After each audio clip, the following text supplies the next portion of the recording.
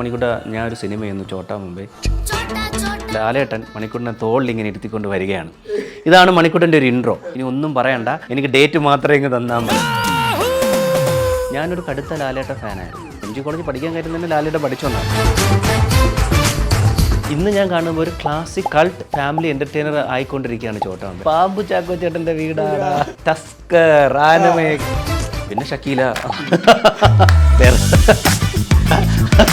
ഞാൻ ഓപ്പണായിട്ട് പറയുമല്ലോ. പിന്നെ ഏതോ കൂട്ടുകാരൻ്റെ വീട്ടിൽ ആളില്ലാത്ത ദിവസം ഒരു കാസറ്റ് എടുത്ത് അന്നാണ് ആ സീന് ഫുള്ള് നിങ്ങൾ നോക്കിയാൽ എൻ്റെ റിയൽ എക്സ്പ്രഷൻ ആണ്. അവിടെ ചിലപ്പോൾ നിങ്ങൾക്ക് സൈനുവിനെ മിസ്സാവും, നിങ്ങൾക്ക് മണിക്കൂട്ടായിരിക്കും സാധിക്കും. മണിച്ചേട്ടൻ ഷൂട്ടിങ് കഴിഞ്ഞപ്പോൾ മണിച്ചേട്ടൻ ചുമ്മാ അവിടെ ഇരിക്കുന്നത്, ഷൂട്ടിങ് കഴിഞ്ഞിരിക്കും. പുള്ളി പറയും, നീ ബീർ കഴിക്കുമോ? ഞാൻ പറഞ്ഞാൽ കിട്ടിയ കഴിക്കും. മണിച്ചേട്ടൻ എന്നൊരു ഇത്രയും വലിയ ആർട്ടിസ്റ്റിൻ്റെ കൂടെ ഇരുന്നൊരു ബീർ കഴിക്കുക. നൊമ്പരം കരയും നാളം നീ.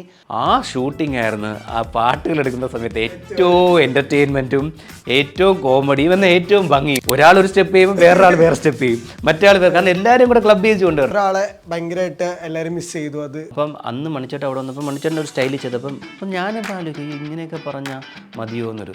പക്ഷെ നമ്മൾ സ്ക്രീനിൽ കണ്ടപ്പോൾ ഉണ്ടല്ലോ, ഇവർ ആ തുടങ്ങുന്ന ഓട്ടത്തിൽ തന്നെയാണ് ഈ സിനിമ തീരുമ്പോഴും ഇവർ ഓടിക്കൊണ്ടിരിക്കുന്നത്.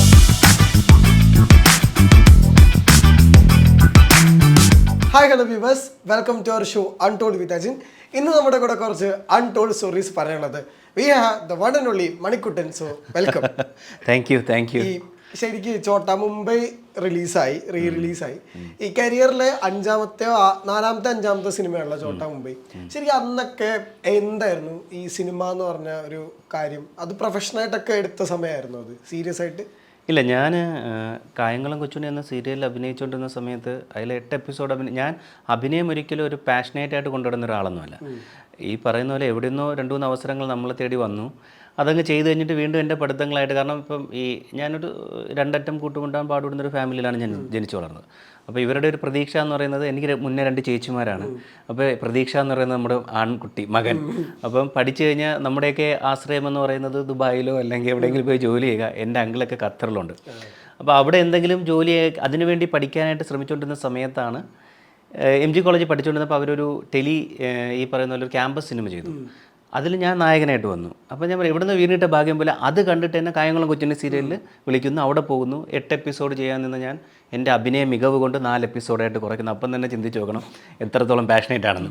അപ്പോൾ ചാനൽ പറഞ്ഞ് 4 എപ്പിസോഡാക്കാൻ. അതിനുശേഷം അവർ വീണ്ടും അത് പ്രേക്ഷകർ ഏറ്റെടുത്ത് കഴിഞ്ഞപ്പോൾ കൂട്ടി. അങ്ങനെ ഒരു 250 എപ്പിസോഡോളം ചെയ്തു. പിന്നെ ഇമ്മീഡിയറ്റ് വിനയൻ സാറിൻ്റെ സിനിമ വന്നു, ബോയ് ഫ്രണ്ട്. ഞാൻ നോക്കിയപ്പോൾ ഇതൊക്കെ മതി. അപ്പോൾ നമ്മൾ ചുമ്മാ സിനിമ ആ ഫ്ലോയിൽ പൊയ്ക്കൊണ്ടിരുന്നപ്പോഴാണ് ഒരു ദിവസം, ഞാനൊരു കടുത്ത ലാലേട്ട ഫാനായിരുന്നു. അതെ. ഞാൻ അവിടെ പഠിക്കാൻ MG കോളേജ് പഠിക്കാൻ കാര്യം തന്നെ ലാലേട്ട പഠിച്ചുകൊണ്ടാണ്. അല്ലെങ്കിൽ വേറെ കോളേജിൽ ഞാൻ പഠിച്ചേനെ. ആ കോളേജ് മോശം. കാരണം എൻ്റെ ഒരു ആഗ്രഹം ഉണ്ടായിരുന്നു. അങ്ങനെ ആ സിനിമ അത് കഴിഞ്ഞിട്ട് ഒരു ദിവസം മണിയമ്പ രാജോട്ട് ഇമ്മീഡിയറ്റ് എന്നെ വിളിച്ചിട്ട് ചോദിച്ചു, മണിക്കൂട്ട ഞാൻ ഒരു സിനിമ ചെയ്യുന്നു ചോട്ടാ മുമ്പേ. അപ്പോൾ ഞാൻ ന്യൂസൊക്കെ വായിച്ചിരുന്നു. ഞാൻ അറിഞ്ഞല്ലോ ചേട്ടാ, അറിഞ്ഞു. അതിനകത്തൊരു ക്യാരക്ടറുണ്ട്, മണിക്കൂട്ടൻ ചെയ്യണം. Thank you. ഞാൻ എന്തെങ്കിലും ഒരു ക്യാരക്ടർ ആയിരിക്കും. അപ്പം മണിക്കൂട്ട ബാക്കി കാര്യം സംസാരിക്കുന്നതിന് മുമ്പ് മണിക്കൂട്ട ഇൻട്രോ ഞാൻ പറയാം. ക്യാരക്ടറൊന്നും പറഞ്ഞില്ല, ഇൻട്രോ ഞാൻ പറയാം. ഇൻട്രോ എന്ന് പറയുന്നത്, മണിക്കുട്ടനെ ഒരു ഗർഭസ്ഥ ശിശുവിനെ അമ്മ എടുത്തുകൊണ്ട് വരുന്നത് പോലെ ലാലേട്ടൻ മണിക്കുട്ടനെ തോളിൽ ഇങ്ങനെ ഇരുത്തിക്കൊണ്ട് വരികയാണ്. ഇതാണ് മണിക്കുട്ടൻ്റെ ഒരു ഇൻട്രോ. അപ്പം എന്നിട്ട് ക്യാരക്ടർ ബാക്കി റിമൻഡറേഷൻ ഞാൻ പറയും, ഇനി ഒന്നും പറയണ്ട, എനിക്ക് ഡേറ്റ് മാത്രമേ ഇങ്ങ് തന്നാൽ മതി. അപ്പം ഒരു ഫാൻ ബോയുടെ അപ്രോച്ചായിരുന്നു, അല്ലാതെ ഒരു പാഷനേറ്റ് ആയിട്ടൊരു ആക്ടറിൻ്റെ അപ്രോച്ചിനേക്കാൾ ഉപരി ഒരു ഫാൻ ബോയുടെ ഒരു അപ്രോച്ചായിരുന്നു എന്നെ സംബന്ധിച്ച് ചോട്ടാ മുമ്പേ.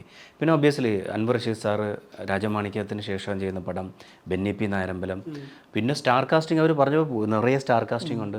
പിന്നെ ഭാവനയുണ്ട്, എല്ലാവരും, ജഗതി ചേട്ടൻ, അതുപോലെ തന്നെ ഇന്ദ്രേട്ടൻ, ബിജുക്കുട്ടൻ ചേട്ടൻ, രാജൻ പി ദേവങ്കിൾ, അങ്ങനെ എല്ലാവരും, മണിച്ചേട്ടൻ, അങ്ങനെ എല്ലാവരുമായിട്ട് കോമ്പിനേഷൻ വരുന്നൊരു സിനിമ. അപ്പോൾ ഒരു ഫാൻ ബോയ് അപ്രോച്ചായിരുന്നു, ഒരിക്കലും ഒരു ആക്ടിങ് സീരിയസ് ആയി കണ്ട ഒരാളുടെ അപ്രോച്ച് ആയിരുന്നില്ല അത്. ഈ ശരിക്കും പറഞ്ഞാൽ ഇപ്പോൾ ചോട്ടാ മുംബൈ ആണ് ഞങ്ങളുടെ ജനറേഷനെ ഏറ്റവും കൂടുതൽ ഇൻഫ്ലുവൻസ് ചെയ്ത എൻ്റർടൈനിങ്, അതായത് കംപ്ലീറ്റ് പാക്കേജ് എൻ്റർടൈനിങ് സിനിമകളിലൊന്ന്. ശരിക്കും മണിക്കൂട്ട ഫസ്റ്റ് ചോട്ടാ മുംബൈ കാണുമ്പോഴുള്ള ഫീൽ എന്തായിരുന്നു? ഞാൻ കോഴിക്കോട് വെച്ചാണ് ആദ്യത്തെ ഷോ കാണുന്നത്. കാരണം എൻ്റെ കായംകുളം കൊച്ചുണ്ണിൻ്റെ സ്ക്രിപ്റ്റ് റൈറ്റർ അനിൽ GSൻ്റെ ഒരു ഫംഗ്ഷൻ അറ്റൻഡ് ചെയ്യാൻ ഞാൻ കോഴിക്കോട് പോയ സമയത്താണ് സിനിമ റിലീസാവുന്നത്. അപ്പം നമ്മൾ രാവിലത്തെ ഫസ്റ്റ് ഷോ തന്നെ പോയി കണ്ടു. അപ്പം അനിലേട്ടൻ ഭയങ്കരമായിട്ട് എൻ്റെ അടുത്ത് കയ്യിലൊക്കെ പിടിച്ച്, ഞാൻ സിനിമ കണ്ടൊരു പ്രേക്ഷകനെ പോലെ കണ്ട് എൻജോയ് ചെയ്തുകൊണ്ടിരിക്കുക ആൾക്കാരുടെ നിന്ന്. അനിലേട്ടൻ എന്നിട്ട് ഓരോ സീനൊക്കെ വരുമ്പോൾ എൻ്റെ കയ്യിലൊക്കെ പിടിച്ചിട്ട്, കാരണം അദ്ദേഹമായിട്ടാണ് എന്നെ കൊച്ചുണ്ണിയിൽ സെലക്ട് ചെയ്യുന്നത്. അപ്പോൾ അദ്ദേഹത്തിൻ്റെ ഒരു വളർത്തിക്കൊണ്ടുവന്ന ഒരു ആക്ടർ ഇങ്ങനെ ഒരു വലിയൊരു നേട്ടത്തിലേക്ക് എത്തിയിട്ടുണ്ടപ്പോൾ അദ്ദേഹത്തിന് ഭയങ്കര ഒരു എന്താ പറയേണ്ട ഒരു അഭിമാന നിമിഷം പോലെയാണ് കണ്ടത്. ഞാൻ ഇങ്ങനെ ഒരു ഫാൻ ബോയായിട്ട് കണ്ട് ഇടയ്ക്ക് എന്നൊക്കെ ആകുമ്പോൾ പുള്ളി കൈ പിടിക്കടേ അപ്പോൾ നീ അഭിനയിച്ചിട്ടുണ്ട്. അപ്പോൾ ലാലേട്ടൻ്റെ കണി എന്നൊക്കെ പറഞ്ഞ് അടിയുടെ എന്നൊക്കെ ആകുമ്പോൾ പുള്ളി കൈ പിടിച്ചു. അപ്പം അതൊരു നമുക്ക് ഒരു ഫാൻ ബോയ് എന്ന പോലെ തന്നെ ഒരു ആക്ടർ എല്ലാം കൂടെ ഉൾക്കൊണ്ടുകൊണ്ടായിരുന്നു കണ്ടത്. പിന്നെ എനിക്കൊന്ന് ട്രിവാൻഡ്രത്ത് വന്നിട്ട് ഒരു 3-4 ദിവസത്തിന് ശേഷം ട്രിവാൻഡ്രം കണ്ടു. പക്ഷേ എനിക്ക് ചോട്ടാ മുംബൈ എറണാകുളം കാണാൻ മിസ്സായി. അപ്പോൾ ഇന്നിപ്പോൾ ഞാൻ റിലീസിങ് എറണാകുളത്താണ് കണ്ടത്. അപ്പോൾ ഇന്നിപ്പം ഞാൻ കാണുമ്പം എനിക്ക് വേറൊരു തലത്തിൽ ഒരു പുതിയ സിനിമ നമ്മൾ കാണുന്നൊരു ഒരു തലത്തിലോട്ട് തന്നെ കൊണ്ട്. അപ്പം നേരത്തെ പറഞ്ഞതുപോലെ ഒരു കംപ്ലീറ്റ് എൻ്റർടൈനർ ഇന്ന് ഞാൻ കാണുമ്പോൾ ഒരു ക്ലാസിക് കൾട്ട് ഫാമിലി എൻ്റർടൈനർ ആയിക്കൊണ്ടിരിക്കുകയാണ് ചോട്ടാ മുംബൈ. അപ്പോൾ അതിൻ്റെ ഭാഗമാണ് എന്നുള്ളത് എപ്പോഴും അന്നും ഞാൻ തിരിച്ചറിഞ്ഞു. അന്ന് തിരിച്ചറിയാൻ പറ്റുന്നത് എല്ലാവരുടെ കൂടെ ഇരുന്ന് കണ്ടുകൊണ്ടാണ്. ഇന്ന് പക്ഷേ ഞാൻ തിരിച്ചറിഞ്ഞു. കാരണം ഇന്നാണ് കുറച്ചും കൂടെ റെക്കഗ്നൈസ് ചെയ്തത് ഞാൻ. ഈ ശരിക്കും ഈ ജീവിതത്തിൽ ഈ ലാലേട്ടൻ മൂവ്മെന്റ്സ് ഒരുപാട് ഉണ്ടായിട്ടുള്ള ആളാണ്. ലേറ്റർ സ്റ്റേജിൽ ബിഗ് ബോസിൽ വന്നു, അല്ലെങ്കിൽ പിന്നെ ഇപ്പൊ ലാസ്റ്റ് ക്രിക്കറ്റ് എംബുരാൻ. ശരിക്കും ഈ ലാലേട്ടൻ ഫസ്റ്റ് മീറ്റ് ചെയ്യുന്നത് ചോട്ടാ മുംബൈ സെറ്റിൽ വെച്ചിട്ടുണ്ട്? അല്ലല്ല, ഞാൻ അദ്ദേഹത്തെ ആദ്യം കാണുന്നത് ചതുരംഗം എന്ന സിനിമയുടെ ഷൂട്ട് എടുക്കുമ്പോൾ ട്രിവാൻഡ്രത്ത് ഞാൻ കാണാൻ പോയിട്ടുണ്ടായിരുന്നു. അപ്പം നമ്മുടെ ഒരു ഫ്രണ്ട് അതിനകത്ത് അഭിനയിച്ചിരുന്നു. അപ്പോൾ പുള്ളിയെ വിളിച്ചിട്ടാണ് ഞാൻ പോകുന്നത്. അപ്പോൾ അവിടെ ചെന്ന് ദൂരെ നിന്ന് ലാൽ സാറിനെ കണ്ടു. അതിനുശേഷം പുള്ളിയെ ഞാൻ മീറ്റ് ചെയ്യുന്നത് മഹാസമുദ്ര സിനിമയുടെ ഷൂട്ടിങ് ട്രിവാൻഡ്രത്ത് നടക്കുമ്പം ക്യാമറമാൻ ഷാജിയേട്ടൻ, ഇപ്പം ഇതൊക്കെ ചെയ്ത് നമ്മുടെ തുടരുമൊക്കെ ചെയ്ത് ഷാജിയേട്ടൻ എന്നെ വിളിച്ചിട്ട്, ഷാജിയേട്ടനെ ഈ പറയുന്ന പോലെ എനിക്കൊരു നല്ല അടുത്ത സുഹൃത്ത് ആയിരുന്നു. അപ്പോൾ എനിക്കിങ്ങനെ ലാൽ സാറിനെ പരിചയപ്പെടണമെന്ന് പറയുമ്പോൾ ഷാജിയേട്ടനാണ് എന്നെ വിളിച്ചുകൊണ്ട്. അപ്പോൾ അവിടെ ഈ വാട്ടറിൻ്റെ അടിയിലുള്ള ഷോട്ട്സാണ് എടുത്തുകൊണ്ടിരുന്നത്. ഞാൻ നോക്കുമ്പോൾ നനഞ്ഞിങ്ങനെ നമ്മുടെ മുന്നിലേക്ക് നമ്മൾ നരസിംഹത്തിലേക്ക് വരുന്ന പോലെ ഇങ്ങനെ. അത് കഴിഞ്ഞിട്ട് ലാൽ സാറിനെ വിളിച്ച് ഷാജിയേട്ടനെ പരിചയപ്പെടുത്തി. അപ്പോൾ ഞാൻ ഇങ്ങനെ സാറൊന്ന് പുള്ളി വളരെ സ്നേഹത്തോടെ എൻ്റെ അടുത്ത് സംസാരിച്ച് ചേർത്തൊക്കെ പിടിച്ച്. അതാണ് ഞാൻ ആദ്യമായിട്ട് അദ്ദേഹത്തെ പരിചയപ്പെടുന്ന നിമിഷം. ഈ ശരിക്കും ചോട്ടാ മുംബൈയിൽ ഏറ്റവും ഇഷ്ടപ്പെട്ട സീൻ ഏതാ? ചോട്ടാ മുംബൈയിൽ ഇപ്പം എനിക്ക് സത്യം പറഞ്ഞാൽ ലാലേട്ടനും ഈ പാമ്പ് ചാക്കോ ചേട്ടൻ്റെ ഒരു അതായത് എൻ്റെ സീനാണ് എനിക്ക് കൂടുതൽ ഇഷ്ടം. പക്ഷേ അതിൽ ഭയങ്കര രസമായിട്ട് പോകുന്നത് ഈ തല വന്നിട്ട് പെണ്ണ് കാണാൻ വരില്ല, അതേ പെണ്ണ് കാണാൻ വരുന്നത്. പെണ്ണ് കാണാൻ വരുമ്പോൾ ഇത് പാമ്പ് ചാക്കോ ചേട്ടൻ്റെ വീടാണ് എന്ന് പറഞ്ഞു തന്നിട്ട് ഇവർ തമ്മിലൊരു കോൺവെർസേഷൻ ഉണ്ട്. ടസ്കർ ആനമയക്ക് അത് ആ ക്യാരക്ടറൈസേഷൻ ഉണ്ടല്ലോ, ഈ രണ്ട് ക്യാരക്ടറും കൂടെ ഇങ്ങനെ.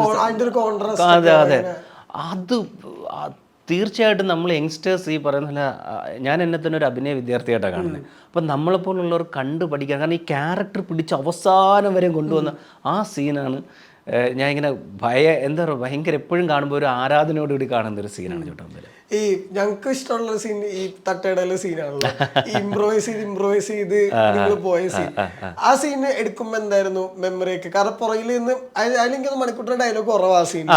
ഇല്ല, ആ സീനിൽ നമ്മൾ മണിയമ്പിൾ രാജേട്ടനെ കൊണ്ടുപോകണം. കാരണം സ്റ്റേഷനിൽ നിന്ന് ഇറങ്ങിയിട്ട് മണിയമ്പിൾ രാജേട്ടൻ തട്ടുകടയിലെ സീൻ നിൽക്കുന്നത് സിദ്ദീഖയും ബിജു ചേട്ടനും ലാൽ സാറുമാണ്. അപ്പോൾ പക്ഷെ ഞാൻ ആ സീൻ എടുക്കുമ്പോൾ അവിടെ ഉണ്ടായിരുന്നു. കാരണം നമ്മളത് കഴിഞ്ഞിട്ട് ഞാനും ഇന്ദ്രേട്ടനും കൂടെ മണിയമ്പിൾ രാജേട്ടനെ കൊണ്ടുപോകാം. എന്നിട്ട് പക്ഷെ നമ്മൾ അപ്പോൾ ഈ ഇംപ്രൂവൈസേഷൻ അവിടെ കിടന്ന് ഭയങ്കര അത് അവിടെ കണ്ടു. ഞാൻ ഒരുവിധമുള്ള ഞാൻ ഇല്ലാത്ത സീനുകൾ നടക്കുമ്പോൾ ഞാൻ ആ ലൊക്കേഷനിലുണ്ടായിരുന്നു ഫുൾ ടൈം. ശരിക്കും അമ്പൊക്കെ എങ്ങനെ ഒരു സീൻ ഇങ്ങനെ നറേറ്റ് ചെയ്ത് ക്രാഫ്റ്റ് ഒക്കെ ചെയ്യണേ? കാരണം ഞങ്ങൾക്ക് നേരിട്ട് ഇങ്ങനെ സംസാരിക്കാനുള്ള ഭാഗ്യമൊന്നും പിടിതരാത്ത ഒരാളാ. അപ്പോൾ ശരിക്കും ആർട്ടിസ്റ്റായിട്ട് വർക്ക് ചെയ്യുമ്പോൾ എന്താ ശരിക്കും ഒരു പുള്ളി എങ്ങനെ ഒരു സീനൊക്കെ പറഞ്ഞു തന്നെയൊക്കെ? അൻവർ സാറിനെ സംബന്ധിച്ച് ഞാനൊരു ചെറിയ സംഭവം പറഞ്ഞു. കാരണം ആ സിനിമയിൽ ഞാനും ലാലേട്ടനൊക്കെ ആയിട്ട് നമ്മൾ ആ ഷിപ്പ് യാർഡിൻ്റെ സൈഡിൽ കൂടെ സംസാരിച്ചു വന്നു. അതായത് അപ്പോൾ ജഗതിച്ചേട്ടൻ വന്ന് പറയും മലയാള സിനിമയിൽ വീണ്ടും മറ്റേ ഇത് വരുന്നു എന്ന് പറഞ്ഞിട്ട്. അപ്പോൾ അവിടെ ലാൽ സാറും ഞാനായിട്ട് സംസാരിച്ചുകൊണ്ടിരിക്കുന്ന ഒരു സീനുണ്ട്. എന്നിട്ട് അൻവർക്ക് അത് എടുത്തു കഴിഞ്ഞിട്ട് ഞാനും ലാൽ സാറിനെ മാത്രം ഒരു 2 ഷോട്ട് വെച്ചിട്ടുണ്ട്. എടുത്തിട്ട് കഴിഞ്ഞിട്ട് അപ്പോൾ നല്ല രസമുണ്ട്. അപ്പോൾ അൻവർക്ക് എന്നെ വിളിച്ചിട്ട് മണി ഇങ്ങ് വാന്ന് പറഞ്ഞിട്ട് ഈ ടീഷർട്ടിൻ്റെ ഇവിടെ സൈഡ് ഇങ്ങനെ, അതായത് അതിങ്ങനെ ഫോൾഡ്, അത് ചെറിയ ഫോൾഡാണ്, നമ്മൾ ആരും ശ്രദ്ധിക്കില്ല. ആ ചെറിയ ഫോൾഡ് പുള്ളി തന്നെ പിടിച്ചു വയ്ക്കുന്നു. എന്നിട്ട് പുള്ളി പറഞ്ഞു, അപ്പോൾ ഞാൻ ഇതൊക്കെ കാണുമോ സാർ എന്ന് വെച്ചു. അപ്പോൾ പറഞ്ഞു എൻ്റെ സൈനു എന്ന് പറയുന്നത് ഇതാണ്, എൻ്റെ സൈനുവിൻ്റെ ചെറിയ ഇതുപോലും സാർ. അപ്പം അതായത് ഇത്രയും സീനിയർ ആർട്ടിസ്റ്റ് കിടക്കുന്നതിൽ എൻ്റെ ക്യാരക്ടർ പുള്ളി അത്രയും നോട്ട് ചെയ്യുന്നുണ്ടെങ്കിൽ പുള്ളി ബാക്കിയുള്ള ആൾക്കാർ എത്രത്തോളം നോട്ട് ചെയ്യുമെന്ന് പറയാം. ശ്രദ്ധിക്കണം ആ പുള്ളിയുടെ ക്യാരക്ടേഴ്സിനോട്, പുള്ളിയുടെ സിനിമയോട്, പുള്ളിയുടെ ക്യാരക്ടേഴ്സിനോട് പുള്ളി എത്രമാത്രം ഇഷ്ടപ്പെടുന്നു എന്നുള്ളത്.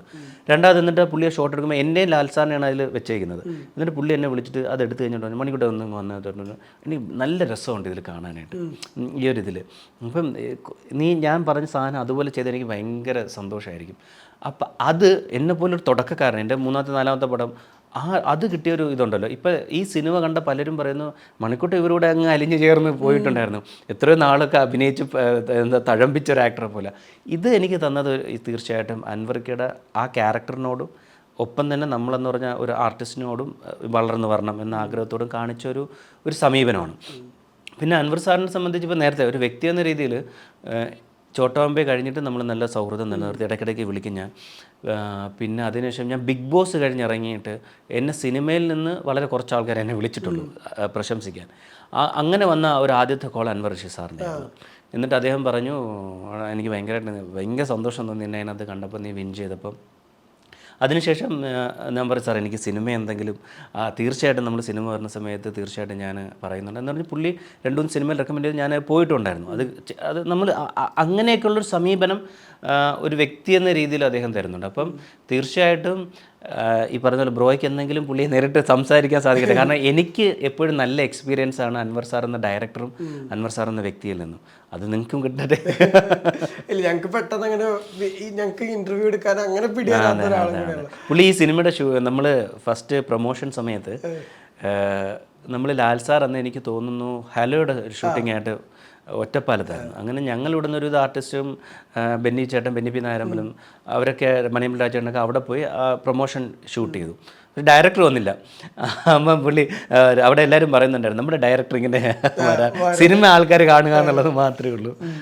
ബാക്കി എനിക്ക് തോന്നുന്നു ആ സമയത്ത് ഇറങ്ങിയ സിനിമയിൽ ഡയറക്ടേഴ്സൊക്കെ ഒരുവിധം ഇന്റർവ്യൂ ഒക്കെ ചെയ്ത് കൊടുക്കുന്നുണ്ടായിരുന്നു. പുള്ളി മാത്രം കുറച്ച് ഇപ്പോഴും, പക്ഷെ പുള്ളി ഇപ്പോഴും അങ്ങനെ തന്നെയാണ്. ഈ വലിയ വലിയ പാട്ടുകളുണ്ടല്ലോ ചോട്ടാ മുംബൈയില്, അതും ഇപ്പോഴും ഭയങ്കര പോപ്പുലർ ആയിട്ടുള്ള BGMകൾ സെലിബ്രേറ്റ് ചെയ്യുന്ന പരിപാടി. ശരിക്കും പാട്ടുകളൊക്കെ നിങ്ങളാണ് ഫസ്റ്റ് പാട്ടുകൾ കേൾക്കുക ഓൺ ദ സെറ്റിൽ ഷൂട്ട് ചെയ്യുമ്പോൾ? ഈ ഏറ്റവും ഇഷ്ടപ്പെട്ട പാട്ടും മെമ്മറി ഏതാ? മെമ്മറി ഈ സിനിമയിൽ നമുക്ക് ഒരുപാട് മെമ്മറികളായിരുന്നു.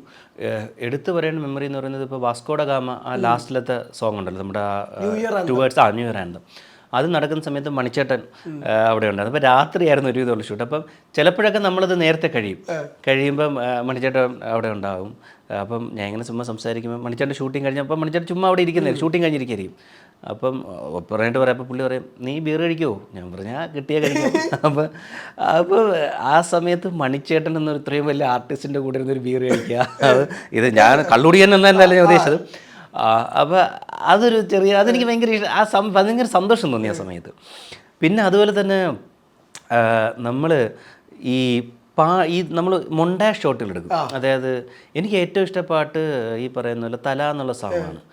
എല്ലാം ഇഷ്ടമാണ്, ഏറ്റവും ഇഷ്ടപ്പെട്ട തല. കാരണം അതിനകത്ത് നൊമ്പരം കരയും നാളും നീ, അത് ഭയങ്കരമായിട്ട്, കാരണം ഒരു ഫാസ്റ്റ് സോങ്ങിനിടയിൽ അങ്ങനെ ഒരു സംഭവം ഒന്ന് ഭയങ്കരമായിട്ട് സെലിബ്രേറ്റ് ചെയ്തിട്ടുണ്ടായിരുന്നു. അപ്പോൾ എനിക്ക് ഏറ്റവും ഇഷ്ടപ്പെട്ട ആ സോങ് നമ്മൾ മൊണ്ടാഷ് പോലെയാണ്, ആരും പാടുന്നില്ല. അപ്പോൾ ഇതിനു വേണ്ടി കുറേ ഷോട്ടുകൾ നമ്മളെടുത്ത്, ഇപ്പോൾ ബിജുക്കുട്ടൻ ചേട്ടൻ്റെ മറ്റേ ഡ്രസ്സിനകത്ത് പാറ്റി പിടിച്ചെടുക്കുക. ഇത് ആ സോങ്ങിൽ നമ്മൾ ശ്രദ്ധിച്ചു, എല്ലാവരും മറ്റേ ഹിപ്പ് ഹോപ്പ് സ്റ്റൈലിൽ വന്നിട്ട് ഒരു സ്റ്റെപ്പ് ചെയ്യുന്നുണ്ട്. അതായത് എല്ലാവരും സിദ്ദീഖ, സായി ചേട്ടൻ, രാജൻ പി ദേവങ്കിള്, ഭാവന, ലാൽസാർ എല്ലാവരും വന്ന്. അപ്പോൾ ആ സിനിമയിലുള്ള എല്ലാവരും, മണിയമ്പല രാജേട്ടൻ ഉൾപ്പെടെ. അതെനിക്ക് തോന്നുന്നു ഇവിടെ നമ്മുടെ ഒരു സ്റ്റുഡിയോയിലാണ് എടുത്തത്. ആ ഷൂട്ടിംഗ് ആയിരുന്നു ആ പാട്ടുകൾ എടുക്കുന്ന സമയത്ത് ഏറ്റവും എൻ്റർടൈൻമെൻറ്റും ഏറ്റവും കോമഡിയും എന്നാൽ ഏറ്റവും ഭംഗിയും. കാരണം ഒരാളൊരു സ്റ്റെപ്പ് ചെയ്യുമ്പോൾ വേറൊരാൾ വേറെ സ്റ്റെപ്പ് ചെയ്യും, മറ്റേ കാരണം എല്ലാവരും കൂടെ ക്ലബ് ചെയ്ത് കൊണ്ടുവരണ്ടേ. പക്ഷേ ജഗതി ചേട്ടനുണ്ട്. അതാണ് എനിക്ക് ഏറ്റവും കൂടുതൽ മെമ്മറി ഓർത്തിരിക്കുന്ന ഒരു സാധനം. പാട്ട് കാണുമ്പോൾ ഓർത്തിരിക്കും, ബാക്കി നമ്മൾ ഡാൻസ് ചെയ്യുന്നു, ഇതൊക്കെ സംഭവങ്ങളൊക്കെ ഉണ്ട്. ആ ഒരു ഹിപ്പ് ഹോപ്പ് സ്റ്റൈലിലല്ലായിരുന്നു. കാരണം രാജൻ പി ദേവങ്ങളൊക്കെ മറ്റേ ഇതൊക്കെ വെച്ചിട്ട് അതാണ് കൂടുതൽ ഓർമ്മയുണ്ട്. ഈ ചോട്ടാമ്പയിലെ കഥയിലേക്ക് വരുമ്പോഴേ കുറെ ആളുകൾ പറയുന്ന കാര്യമുണ്ട്, നന്നാവാൻ നിന്ന തലയെ ഒറ്റ ലുക്ക് കൊണ്ട് പഴയ ജീവിതത്തിലേക്ക് മടക്കി കൊണ്ടുവന്ന ക്യാരക്ടറാണല്ലോ സൈനു. കാരണം എല്ലാം നിർത്തി ഡാൻസ് കളിച്ചിരുന്ന.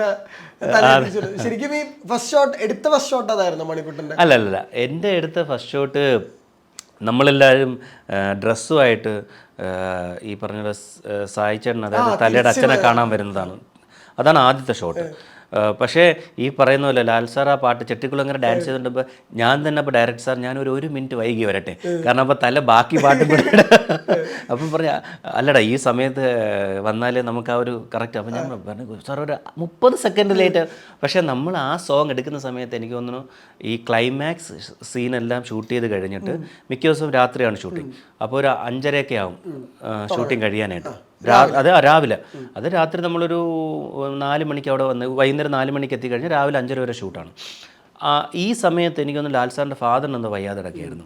അപ്പോൾ സാറിന് അത്യാവശ്യമായിട്ട് പോകണം. അപ്പം നമ്മൾ രാത്രി, അതായത് 4 മണിക്ക് ഷൂട്ടിംഗ് തുടങ്ങി രാവിലെ 5:30-ക്ക് തീർത്ത് കഴിഞ്ഞ് 6 മണിയായി തീർന്നപ്പം 6 മണിക്ക് തീർത്ത് കഴിഞ്ഞ് ലാൽ സാറെ അപ്പം എന്നിട്ട് റിക്വസ്റ്റ് ചെയ്തു എല്ലാവരും പോയിട്ട് വരണം, കാരണം എനിക്കിത് ഈ പാട്ടും കൂടെ എടുത്തു കഴിഞ്ഞിട്ട് എനിക്ക് അത്യാവശ്യമായിട്ട് അച്ഛൻ്റെ അടുത്ത് പോകണം എന്ന് പറഞ്ഞു. അപ്പം എനിക്ക് തോന്നുന്നു 6 മണിക്ക് ഷൂട്ട് കഴിഞ്ഞു. എല്ലാവരും 7 മണിയായപ്പോൾ തിരിച്ച് പെട്ടെന്ന് ഡ്രസ്സ് ചെയ്ത് 7 മണി 7:15 ആയപ്പോൾ തിരിച്ച് ലൊക്കേഷനിലെത്തി.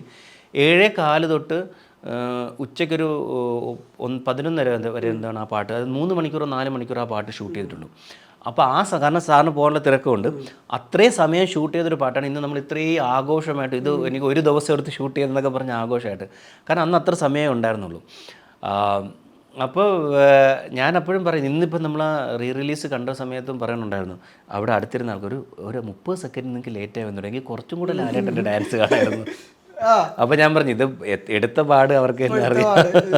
ശരിക്കും ഇപ്പോൾ സിനിമയിൽ വർക്ക് ചെയ്തു അതൊക്കെ, പക്ഷെ ഈ ലാലേട്ടൻ്റെ കൂടെ ടൈം സ്പെൻഡ് ചെയ്യുന്നത് ഈ അമ്മ ഷോ അല്ലെങ്കിൽ CCL ഒക്കെ വരുമ്പോഴാണല്ലോ ലാലേട്ടനെ നമ്മൾ ലാലേട്ടനായിട്ട് കാണുക, ക്യാരക്ടർ അല്ലാണ്ട് കാണുക. ശരിക്കും ആ സമയമൊക്കെ ലാലേട്ടനോട് ഇങ്ങനെ സംസാരിക്കുക അങ്ങനെയൊക്കെ സംഭവങ്ങൾ റെഗുലറായിട്ട് ഉണ്ടാവും. ഉണ്ട്. ഇപ്പോൾ CCL അടക്കം കുറച്ചും കൂടെ, കാരണം നമ്മൾ സിനിമയൊക്കെ നടക്കുമ്പോൾ സാറ് സംസാരിക്കും, ഭയങ്കര ആ ഒരു ഇതുണ്ടാവും. പക്ഷേ ഒരുപാട് പേരുണ്ടാവും. ഇപ്പോൾ CCL എടുക്കുമ്പോൾ നമ്മളുടെ മാത്രം ബസ്സിനകത്ത് നമ്മൾ മാത്രമായിരിക്കും. അപ്പോൾ ബസ്സിൽ ഏറ്റവും ബാക്ക് സീറ്റിലിരിക്കുന്ന ആളാണ് ഞാൻ, ലാലേട്ടൻ്റെ ഏറ്റവും ബാക്കിലേക്ക് നമ്മൾ ബാക്കിലിരുന്ന് പാട്ടൊക്കെ പാടി എന്നൊക്കെ ആക്കി. അന്ന് എനിക്കൊന്ന് CCL സമയത്താണ് കൂടുതൽ സാറുമായിട്ട് ഒരു നല്ല സൗഹൃദം പോലുള്ളൊരു സ്നേഹം ഉണ്ടാക്കിയെടുക്കാൻ സാധിച്ചത്. പക്ഷേ ഞാൻ എപ്പോഴും അദ്ദേഹത്തിൻ്റെ ആരാധകനാണ്. ഞാൻ അദ്ദേഹം എത്രത്തോളം സ്നേഹം കാണിക്കും അപ്പോഴും ഞാൻ ആരാധന വിടാതിരിക്കുക എപ്പോഴും ഞാൻ ശ്രദ്ധിക്കും. കാരണം എനിക്ക് അദ്ദേഹത്തെ അങ്ങനെ എന്നും അദ്ദേഹത്തിൻ്റെ ഒരു ആരാധകനായി തന്നെ നിൽക്കണമെന്ന് മനസ്സറിഞ്ഞ് ആഗ്രഹിക്കുന്ന ഒരാളാണ്. പിന്നെ ഇപ്പം നമ്മൾ ഇപ്പോൾ ബിഗ് ബോസ് കിടക്കുന്ന സമയത്ത്, അന്ന് ഈ സമയത്ത് സാറ് ശനിയാഴ്ച ഈ പറയുന്ന പോലെ ദിവസം വരും. അന്ന് ആ കൂടെ നമ്മുടെ പ്രതീക്ഷ സാറിനെ കാണാമെന്നുള്ള, അന്ന് വലിയ കമ്പനിയൊന്നുമില്ല. പക്ഷേ ഇങ്ങനെയുള്ള ചില മുഹൂർത്തങ്ങൾ ഈ പറയുന്ന പോലെ ലാൽ സാറായിട്ട് അറിയാതെ എന്നിലേക്ക് കടന്നു വന്നിട്ടുണ്ട്. അത് മനഃപൂർവ്വമാണോ അല്ലെങ്കിൽ ദൈവമായിട്ട് കൊണ്ടുവന്നതെന്ന് എനിക്ക് അറിഞ്ഞൂടാ. പക്ഷേ മുഹൂർത്തങ്ങൾ ഒരുപാട് എനിക്ക് മമ്മൂട്ടി സാറിനോടൊപ്പം അത്രത്തോളം മുഹൂർത്തങ്ങളില്ല. ഞാൻ ആഗ്രഹിക്കുന്നു അങ്ങനെ, പക്ഷേ ഏറ്റവും കൂടുതൽ മുഹൂർത്തങ്ങൾ എനിക്ക് ഏത് സിനിമയിൽ ഏറ്റവും കൂടുതൽ മുഹൂർത്തങ്ങൾ കിട്ടിയത് ലാൽ സാറുമായിട്ടാണ്. വേറെ ആർട്ടിസ്റ്റായിട്ട് പോലും അത്രയ്ക്ക് ഇതിട്ടില്ല. മീൻസ് കുറേ ഇമ്പാക്റ്റ് ഉണ്ടല്ലോ. പിന്നെ ഇപ്പം നമ്മൾ ക്രിക്കറ്റ് ആയാലും സ്റ്റേജ് ഷോസ് ആയാലും അങ്ങനെയുള്ള സമയങ്ങൾ കിട്ടിയിട്ടുണ്ട്. ഇപ്പം കൂടെ അഭിനയിച്ച ആൾക്കാരിൽ പോലും എനിക്ക് ഇപ്പം മേ ബി അവർ ആ സിനിമ കഴിഞ്ഞങ്ങ് പോയതായിരിക്കും. പക്ഷേ ഇതങ്ങനെയല്ല. നമ്മൾ ക്രിക്കറ്റിൽ വരുന്ന സമയത്ത് അല്ലെങ്കിൽ നമ്മൾ അമ്മ ഷോയ്ക്ക് വരുന്ന സമയത്തൊക്കെ ഒരുപാട് മുഹൂർത്തങ്ങൾ എനിക്ക് സാറുമായിട്ട് കിട്ടിയിട്ടുണ്ട്. ഈ ചോട്ടാമ്മ കണ്ടി തിയേറ്റർ വിസിറ്റ് അങ്ങനത്തെ പരിപാടികൾക്ക് നിങ്ങൾ എല്ലാവരും കൂടെ പോയിട്ടുണ്ട്? അന്ന് അങ്ങനത്തെ തിയേറ്റർ വിസിറ്റ് അങ്ങനത്തെ പ്രൊമോഷൻ ഒന്നും ഇല്ലായിരുന്നു. സോഷ്യൽ മീഡിയയൊക്കെ സത്യം പറഞ്ഞാൽ അന്ന് സോഷ്യൽ മീഡിയ ഉണ്ടായിരുന്നു. നമ്മൾ അന്ന് ഭയങ്കര ആഘോഷമായിട്ട് കൊണ്ടുപോകേണ്ട ഒരു സംഭവമായിരുന്നു. അന്ന് ഈ പറയുന്ന പോലെ നമ്മൾ ആകെ കൂടെ ഞാൻ കോഴിക്കോട് ആയിരുന്നപ്പോൾ തിയേറ്ററിൽ കണ്ടു, പിന്നെ ട്രിവാൻഡ്രത്ത് ഞാൻ തന്നെ പോയി കണ്ടതാണ്.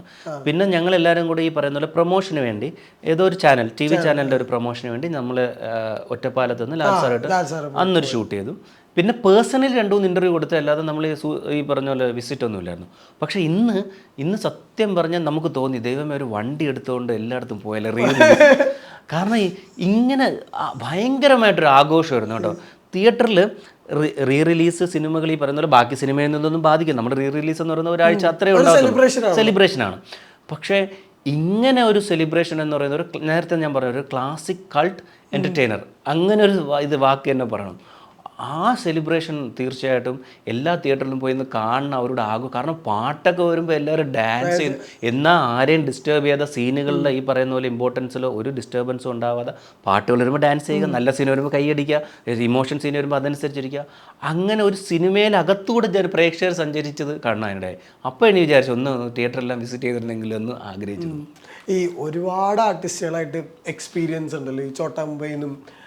ശരിക്കും ഈ നമ്മൾ പറയുകയാണെങ്കിൽ അതിൽ ഏത് ഫ്രെയിം എടുത്താലും ഒരു വലിയ ആർട്ടിസ്റ്റ് അല്ലെങ്കിൽ വലിയൊരു സ്റ്റാർ ഉണ്ടാവും അതിനകത്ത്. ഇപ്പോൾ ജഗതി ചേട്ടനാണെങ്കിലും സായി ചേട്ടനാണെങ്കിലും ശരിക്കും ഇവരുടെ ഇന്ന് അടുത്ത് വരുന്ന സിനിമയിലൊക്കെ ഉപയോഗിക്കാൻ വേണ്ടിയിട്ടൊക്കെ എന്തെങ്കിലും സംഭവമൊക്കെ ഒബ്സർവ് ചെയ്തിട്ടുണ്ടായിരുന്നു? ചോട്ടാ മുംബൈ അടക്കം അങ്ങനെ ആഗ്രഹം ഉണ്ടായിരുന്നു. പക്ഷേ എനിക്ക് ഒബ്സർവ് ചെയ്യാൻ, കാരണം ഇവരിങ്ങനെ പെർഫോം ചെയ്യുമ്പോൾ ഞാൻ ഇങ്ങനെ അയ്യോ മറ്റേ സിനിമയെ കണ്ട, അയ്യോ ജഗതി ചേട്ടൻ്റെ നമ്മൾ മറ്റേ ഇന്നലെയും കൂടെ സിനിമ, ലാൽ സാറ്, അയ്യോ ഇന്ദ്രേട്ടൻ, ഭാവൻ, അയ്യോ മറ്റേ തമിഴ് പടത്തിൽ കണ്ടല്ലേ ഉള്ളൂ.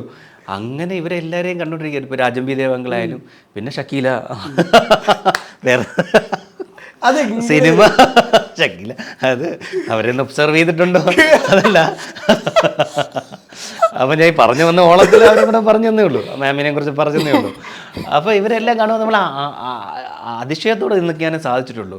ഇവരിൽ നിന്ന് പഠിച്ചെടുക്കാൻ പറ്റുന്ന ഒരു എന്താ പറയുക, ഒരു അങ്ങനെ ഒരു ഇതിലോട്ട് എനിക്ക് എത്തിപ്പെടാൻ സാധിച്ചില്ല. അങ്ങനെ ഒരു എന്താ പറയുക, ഒരു ഡിവൈൻ ഇതായിട്ട് ഇത് കണ്ട് ഇവരെ കണ്ട് അന്തം വിട്ട് നിൽക്കാനേ സാധിച്ചിട്ടുള്ളൂ. ഈ ഷക്കീല മാമിൻ്റെ ഒക്കെ സീനൊക്കെ പറയുമ്പോഴേ ഇപ്പോഴാണെങ്കിൽ ആളുകൾ സോഷ്യൽ മീഡിയയിലൊക്കെ ആണെങ്കിൽ ഭയങ്കരമായിട്ട് ട്രെൻഡിങ് അല്ലെങ്കിൽ എൻട്രിക്കൊക്കെ ഭയങ്കര കയ്യടി അങ്ങനെയൊക്കെ ലഭിച്ചേനെ. പക്ഷെ അന്ന് ശരിക്കും എങ്ങനെയായിരുന്നു, നിങ്ങൾക്ക് അറിയായിരുന്നു ഈ സീനിന് ഇത്ര ഇമ്പാക്ട് ഉണ്ടാക്കാൻ പറ്റുന്നു? എൻ്റെ ജീവിതത്തിൽ ഫുൾ സ്ക്രിപ്റ്റ് വായിച്ച സിനിമകളിൽ ഒന്നാണ് ചോട്ടാ മുംബൈ. ഫുൾ സ്ക്രിപ്റ്റ് വായിച്ചിരുന്നു. അൻവർ സാർ വിളിച്ച് ഫുൾ സ്ക്രിപ്റ്റ് വായിപ്പിച്ചിട്ടാണ് സിനിമ. ഇപ്പോൾ ഷക്കീൽ ഇങ്ങനെ മാം വരുന്നുണ്ടെന്ന് എനിക്കറിയാം. ഇപ്പോഴത്തെ കുട്ടികളെ സംബന്ധിച്ച് എല്ലാം മൊബൈലിൽ കാണാം. ഇപ്പോൾ ഏതൊക്കെ ആർട്ടിസ്റ്റ് ഉണ്ടോ, ഏതൊക്കെ ഇതുണ്ടോ, എല്ലാവരും മൊബൈലിൽ കാണാം. ഞാൻ ആ കൂടെ തിയേറ്ററിൽ എപ്പോഴോ ഷക്കീല മാമിനെ കണ്ടിട്ടുള്ളൂ. ഞാൻ ഓപ്പണായിട്ട് പറയാമല്ലോ, ഇപ്പം നമ്മളിപ്പോൾ അതിന് മറച്ചു വയ്ക്കേണ്ട ആവശ്യമൊന്നുമില്ല. പിന്നെ ഏതോ കൂട്ടുകാരൻ്റെ വീട്ടിൽ ആളില്ലാത്ത ദിവസം ഒരു കാസറ്റ് എടുത്ത് അന്നാണ് ഷക്കീല മാം. അങ്ങനെ കാണാൻ പറ്റുള്ളൂ, പേര് കേട്ടു.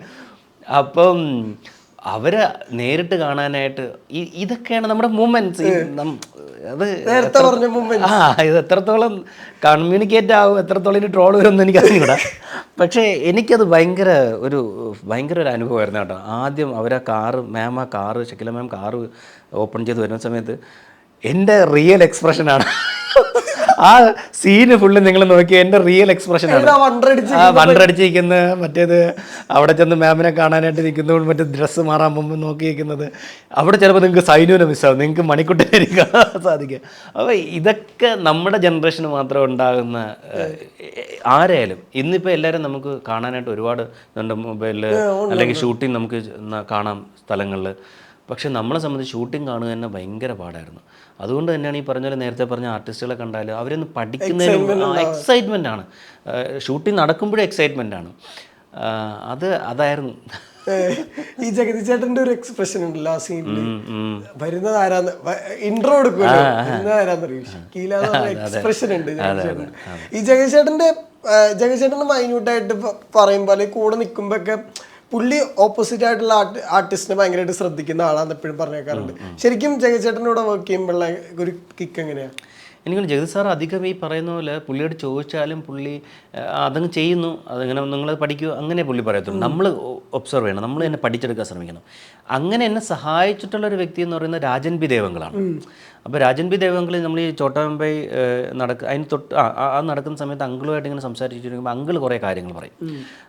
എന്തൊക്കെ ചെയ്യണം, വായനയുടെ കാര്യങ്ങൾ. ഇപ്പോൾ തമിഴിലെ യങ്സ്റ്റേഴ്സ് ആക്ടേഴ്സ്, തമിഴ് തെലുങ്ക് അവിടെയൊക്കെ പുള്ളി സിനിമ ചെയ്യുന്ന ആളാണ്.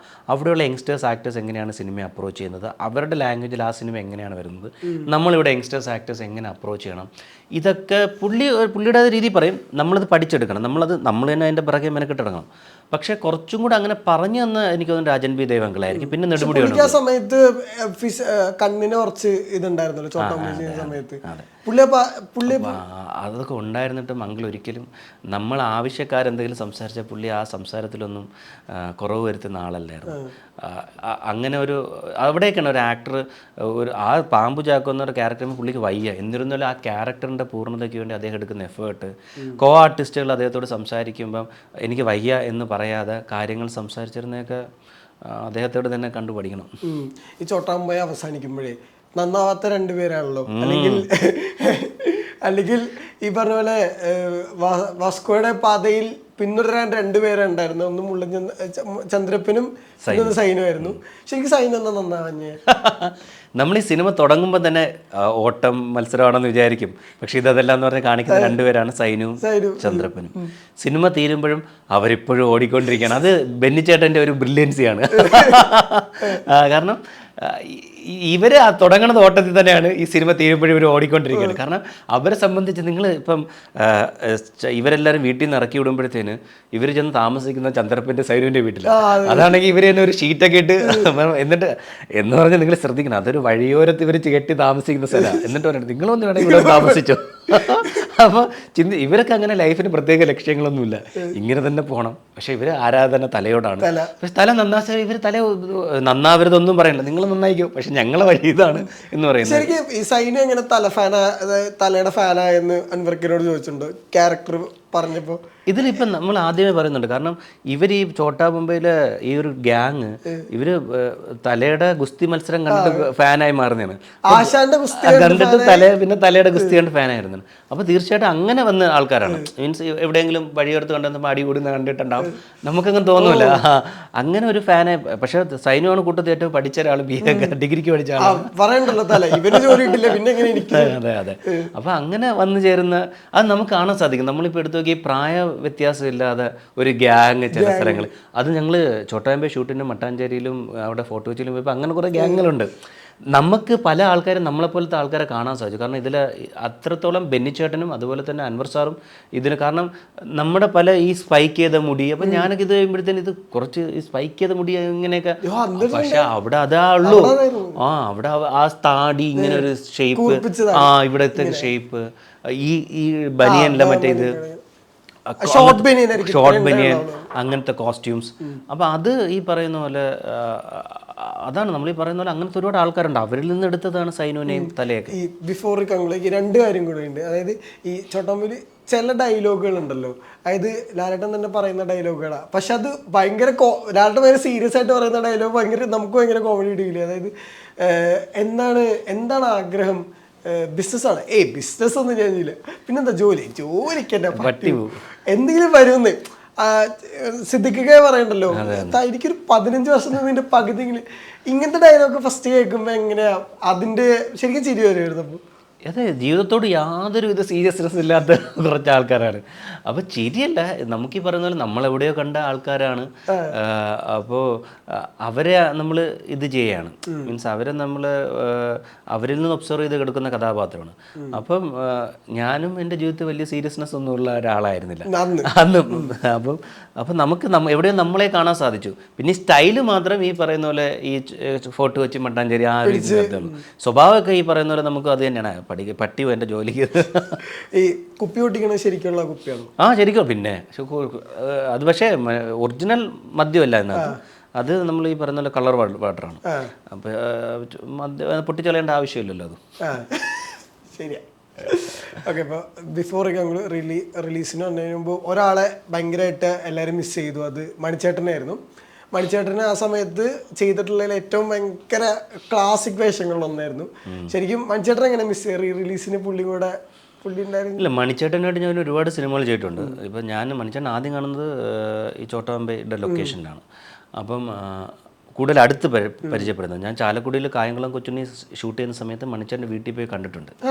കാരണം കാണണമെന്ന് പറഞ്ഞ് ഞങ്ങൾ പോയി അവിടെ വീട്ടിൽ പോയി കണ്ട് പരിചയപ്പെട്ടു. അതിനുശേഷം അടുത്ത് പരിചയപ്പെടുന്ന ചോട്ടാമ്പയുടെ ലൊക്കേഷനിലാണ്.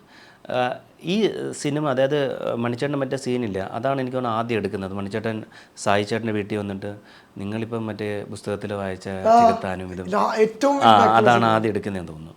അപ്പം അന്ന് മണിച്ചേട്ടൻ അവിടെ വന്നപ്പോൾ മണിച്ചേട്ടൻ്റെ ഒരു സ്റ്റൈലിൽ ചെയ്തപ്പം അൻവർ സാർ പറഞ്ഞു, ഇതാ നടേഷൻ ഇങ്ങനെ ലൗഡാവില്ല, വളരെ. അപ്പം മണിച്ചേട്ടൻ ഒട്ടം തന്നെ മണിച്ചേട്ടൻ അത് ക്യാച്ച് ചെയ്തിട്ട് നടേഷനായിട്ട് വേറെ സാധനം ചെയ്തു. അപ്പം ഞാനിപ്പോൾ ആലോചിക്കും ഇങ്ങനെയൊക്കെ പറഞ്ഞാൽ മതിയോ എന്നൊരു. പക്ഷെ നമ്മൾ സ്ക്രീനിൽ കണ്ടപ്പോൾ ഉണ്ടല്ലോ അത്രയും മതി. കാരണം അത്രയും ടെററാണ് ആ നോട്ടം മതി, ഇത് മതി. അതൊരു ബ്രില്യൻ്റ് ആക്ടറാണ് മണിച്ചേട്ടൻ. ഈ പറയുന്ന പോലെ ഞാൻ 2-3 സിനിമകൾ അദ്ദേഹത്തോടൊപ്പം ചെയ്തു. അമ്മ ഷോ ചെയ്തിട്ടുണ്ടായിരുന്നു. ആക്ടറെ പോലെ തന്നെ ഒരു നല്ല ഹ്യൂമൻ ബീയിങ് ആണ്.